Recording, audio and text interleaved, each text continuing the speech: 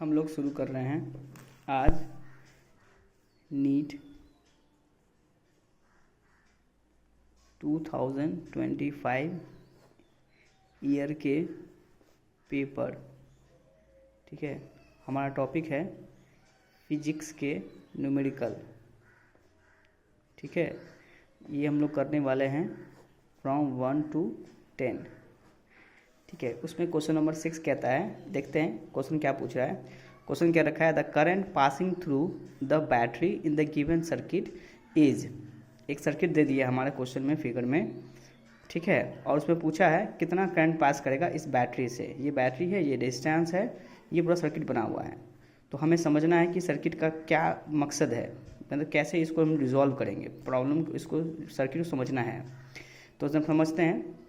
तो इस क्वेश्चन को देख के तो शुरुआत में लगता है कि बड़ा ही डरावना सा क्वेश्चन है, पर अगर हम अपने कंसेप्ट को रिवाइज करें तो हम ये कह सकते हैं कि हमने पढ़ा है बैलेंस्ड व्हीट स्टोन ब्रिज।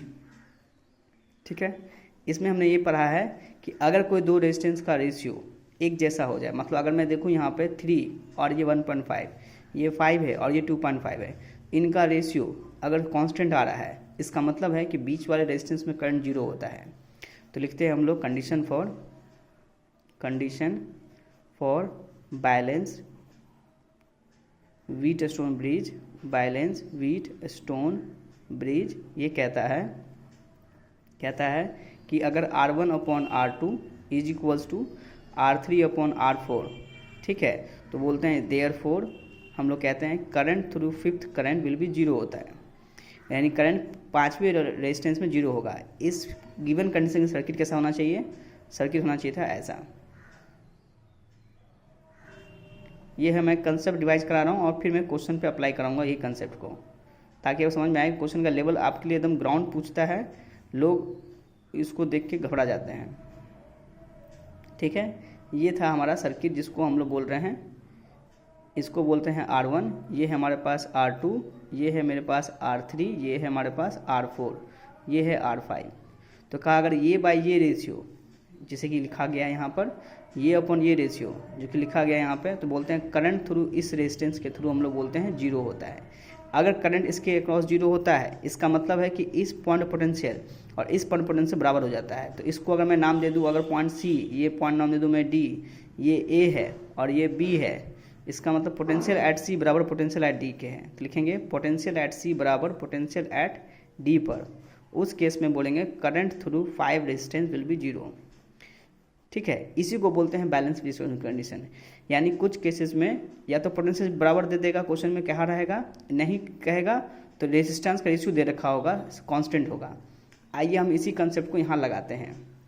तो दिख रहा है, अगर हम इस सर्किट को ऐसे घुमा के देखें, तो अगर मैं इसको नाम दे दूँ मैं आपको R1, इसको मैं नाम दे दूँ मैं अगर R2, इसको मैं नाम दे दूँ R3, इसको मैं बोलूँगा R4, तो हमें क्या दिख रहा है, ये हो गया हमारे पास R5।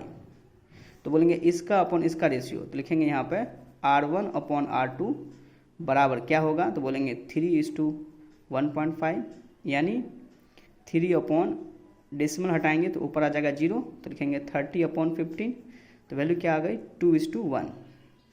अगर मैं निकाल रहा हूँ ये R3/R4, तो क्या लिखूँगा मैं R3/R4 बराबर क्या आएगा वैल्यू 5 ओम अपॉन 2.5 ओम।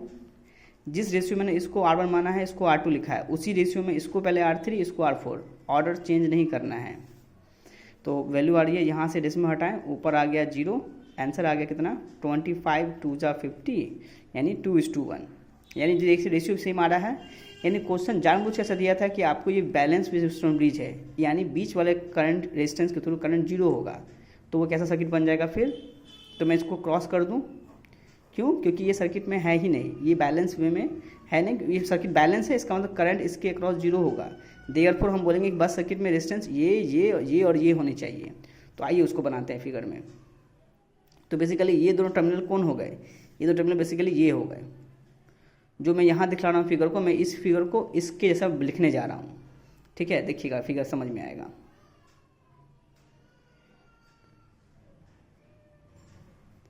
ठीक है,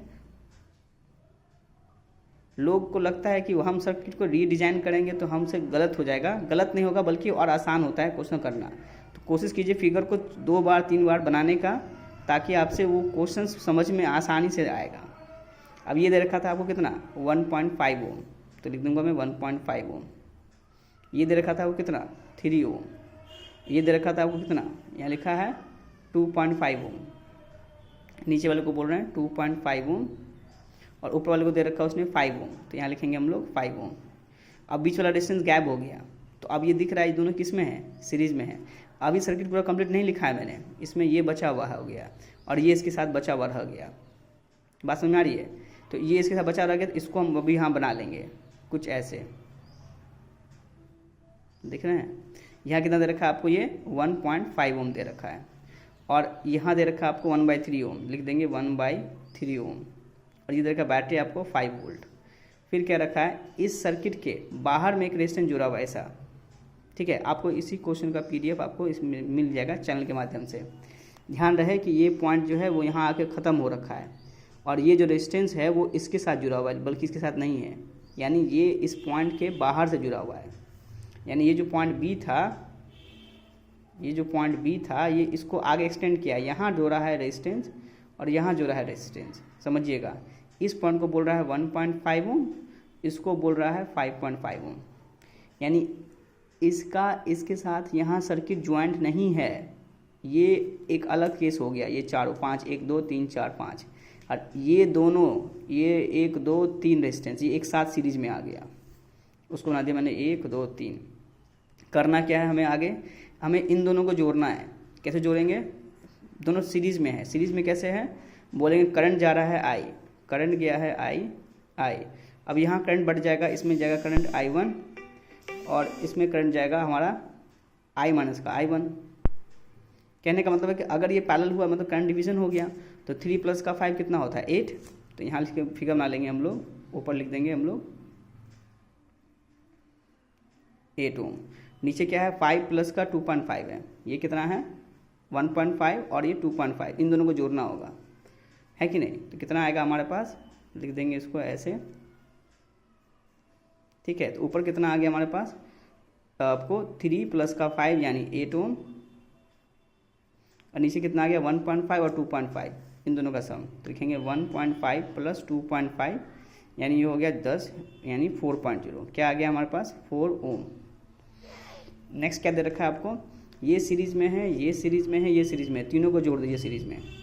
फाइनली कर लेंगे हम लोग एंड में। पर ऊपर का सॉल्व कितना है आंसर, ये 4 ओम, ये 8 ओम, तो दोनों पैरेलल में है। जब उसको सॉल्व करेंगे कितना आएगा हमारे पास आंसर। आइए इसको अगले पेज पे सॉल्व करते हैं। देखिएगा हमने क्या देखा इसमें कि रेजिस्टेंस में ऊपर कितना आ गया था हमारे पास, और नीचे आ गया था हमारे पास, ऊपर आया था 8 ओम, नीचे आया था 4 ओम। यहाँ सर्किट में रेजिस्टेंस लगा था 1/3 ओम, यहाँ लगा था बैटरी, फिर यहाँ जुड़ा है एक रेजिस्टेंस, फिर एक और रेजिस्टेंस जोड़ दिया है। ठीक है, बस आपको डराने के लिए उसने इतने सारे रेजिस्टेंस डाल दिया है ताकि आप क्वेश्चन देख के छोड़ के भाग आए। ठीक है, बाद बाकी यहाँ दे रखा है आपको कितना वैल्यू दिया है इसका 5.5, और वहाँ दिया 1.5। ये है 5.5 ओम, ये है 1.5 ओम, और ये दे रखा है आपको 5 वोल्ट। एक बार मैं चेक कर लेता हूँ फिगर सब कुछ ठीक है। हाँ, सब कुछ ठीक है। यहाँ तक हम क्वेश्चन को लिया है, तो क्वेश्चन आधा सॉल्व हो चुका है। क्या करेंगे, इन दोनों को सॉल्व करेंगे। कैसे सॉल्व करेंगे हम लोग, तो रूल कहता है 8 × 4 / 8 + 4। इन दोनों पैरेलल में है, तो सम क्या होता है R1 × R2 / R1 + R2। Formula क्या लगाया मैंने, R1 × R2 / R1 + R2। ये है आपको R इक्विवेलेंट का फॉर्मूला, यानी दो रेजिस्टेंस को जब हम लोग सम करते हैं पैरेलल में, किसमें पैरेलल में, तो फॉर्मूला लगता है हमारे पास 8 × 4 / 8 + 4। ये हो गया आपको 32/12, 4 × 12, 4 × 8 32, आंसर आ गया 8/3 ओम। अब इस 8/3 को हम यहाँ पुट कर देंगे, तो फिगर क्या बनेगा, जितना बार फिगर बनाइएगा उतना बार क्वेश्चन आपको आसान लगने लगेगा।